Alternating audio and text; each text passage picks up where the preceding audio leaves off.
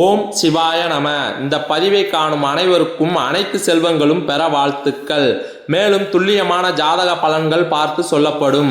புதிய ஜாதகங்கள் எழுதி தரப்படும். கீழே உள்ள போன் நம்பருக்கு தொடர்பு கொள்ளவும். இன்றைய ஆன்மீக பரிகாரத்தில் வாஸ்து தோஷம் நீக்கும் ஸ்படிகக்கல் முறையை பற்றி தான் பார்க்க போகிறோம். வாங்க பதிவுக்குள்ளே போகலாம். சொந்தமாக வீடு கட்டுவது என்பது பெரிய செயலாக இருக்கிறது. அப்படி கட்டிய வீட்டில் வாஸ்து குறைபாடுகள் இல்லாமல் இருப்பது என்பது மிகப்பெரிய விஷயமாக திகழ்கிறது. என்னதான் பார்த்து பார்த்து வீடை கட்டினாலும் ஏதாவது ஒன்றில் வாஸ்து குறைபாடு ஏற்பட்டு அதனால் பல பாதிப்புகளை சந்திக்க வேண்டிய சூழ்நிலையும் உண்டாகிறது. அப்படிப்பட்ட வாஸ்து குறைபாட்டை நீக்க இந்த ஸ்படிகக்கல்லை எப்படி பயன்படுத்த வேண்டும் என்று தான் இந்த பதிவின் மூலம் பார்க்க போகிறோம். வாஸ்து தோஷம் நீங்குவதற்கு பல வழிமுறைகள் இருக்கின்றன. அந்த வழிமுறைகளை பின்பற்றும் பொழுது வீட்டில் ஒரு சில பகுதியை இடிக்க வேண்டிய அல்லது மாற்ற வேண்டிய சூழ்நிலை ஏற்படும்.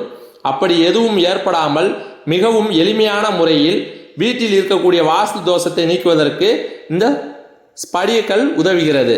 புதியதாக வீடு கட்டி கொண்டிருப்பவர்கள் இந்த ஸ்படிகக்கல்லை 2 கிலோ வாங்கி கொள்ள வேண்டும். வீட்டில் தரை போடுவதற்கு டைல்ஸு அல்லது மார்பிளை போடுவோம் அல்லவா, அவ்வாறு போடுவதற்கு முன்பாக இந்த ஸ்படிகக்கல்லை காலின் நடுப்பகுதியில் பரப்பி அதற்கு நடுவில் பஞ்சலோகம் அல்லது தங்கம் அல்லது வெள்ளி இந்த 3இல் ஏதாவது ஒன்றால் செய்யப்பட்ட நாணயத்தை பிரதிஷ்டை செய்து அதற்கு மேல் டைல்ஸ் அல்லது மார்பிள் போன்றவற்றை ஒட்ட வேண்டும். இப்படி செய்வதன் மூலம் அந்த வீட்டில் எந்த விதமான வாஸ்து தோஷம் இருந்தாலும் அது நீங்கிவிடும். வெற்றிக்கு மேல் வெற்றி கிடைக்கும். வீடு கட்டுபவர்கள் இந்த செயலை செய்யலாம். ஏற்கனவே வீடு கட்டி விட்டோம், நாங்கள் என்ன செய்வது என்று பலரும் கேட்பீர்கள். அப்படிப்பட்டவர்கள் பூக்களை போட்டு வைக்கும் உருளியை வாங்கி கொள்ளுங்கள்.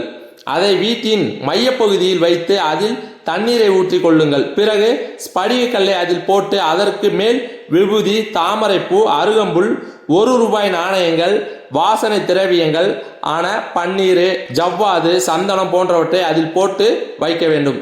தினமும் இதை சுத்தம் செய்து மாற்ற வேண்டும். பழைய தண்ணீரை செடிகளில் ஊற்றிவிட்டு ஸ்படிகக்கல்லை சுத்தமாக கழுவி மறுபடியும் புதிதாக தண்ணீர் ஊற்றி வைக்க வேண்டும். இப்படி செய்வதன் மூலமாகவும் வீட்டில் இருக்கக்கூடிய வாஸ்து தோஷங்கள் நீங்கும். மேலும் வீட்டில் நிம்மதியும் சந்தோஷமும் உண்டாகும். இந்த ஸ்படிகக்கல் என்பது சுக்கிரனின் அம்சம் நிறைந்ததாக திகழ்வதால் மகாலட்சுமி தாயாரின் அருளும் நமக்கு பரிபூரணமாக கிடைக்கும் என்பது சூட்சமமான உண்மை. மேலும் இந்த உருளி பாத்திரத்தில் போடும் தாமரைப்பூ, அருகம்புல், விபூதி, பன்னீர், சவ்வாது போன்ற அனைத்துமே தெய்வ கடாட்சத்தை ஏற்படுத்தக்கூடிய பொருட்கள் என்பதால் வீட்டில் தெய்வ கடாட்சம் நிறைந்திருக்கும் என்பது குறிப்பிடத்தக்கது. மேலும் இந்த சேனலில் வரும் பதிவுகளை தொடர்ந்து பார்க்க இந்த சேனலை சப்ஸ்கிரைப் பண்ணுங்க, லைக் பண்ணுங்க, ஷேர் பண்ணுங்க. நன்றி.